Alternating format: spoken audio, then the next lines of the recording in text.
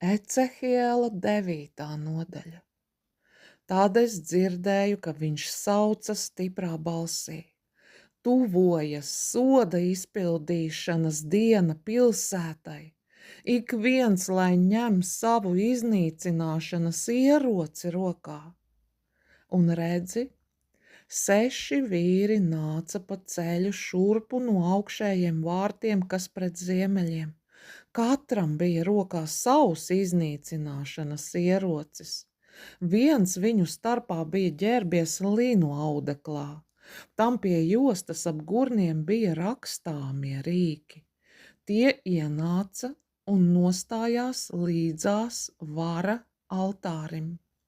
Pa to laiku Izrēla dieva godība bija pacēlusies no ķeruba ratiem, uz kuriem tā atradās, un nostājusies pie dieva nama sliekšņa.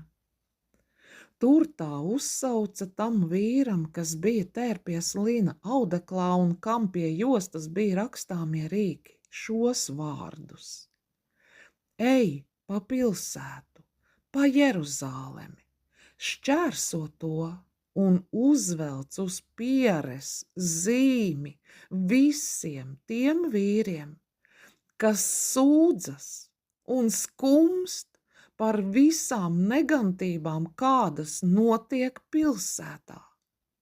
Bet citiem viņš sacīja man dzirdot: Ejiet viņam pakaļ pa pilsētu un kaujiet nost. Jūsu acis lai nežēlo un nesaudzējiet neviena. Kaujiet nost sirmgalvjus un jaunekļus, jaunavas, bērnus un sievas, kamēr visi pagalam. Bet neaizskariet neviena, kam ir zīme. Un iesāciet ar manu svētnīcu. Tāda tie iesāka ar vecajiem, kas stāvēja tempļa priekšā, un viņš tiem sacīja: lieciet negodā svētnīcu un pildiet pagalmus ar nokautiem. Ejiet tagad projām! Un tie izgāja un kāva ļaudis pilsētā. Kad tie tos nokāva, es viens biju palicis. Tad es kritu uz sava vaiga un brēcu: Ak, kungs, kungs, vai tad tu gribi visus iznīcināt, kas vēl palikuši Izrēlā, izliedams savas dusmas pār Jeruzālemi? Tad viņš man atbildēja: Izrēla un Jūdas nama noziegums ir pārāk liels. Zeme ir piepildīta ar asinīm un pilsēta ar noziegumiem, jo tie saka: tas kungs ir zemi atstājis, tas kungs nekā neredz.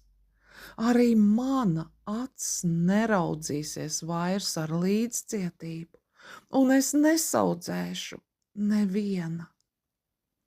Es likšu sodam par visiem viņu grēkiem krist uz viņu galvas. Tad vīrs, kas bija tērpies linu audeklā un kam pie jostas bija rakstāmie rīki, ziņoja un sacīja: es izpildīju visu, ko tu man pavēlēji.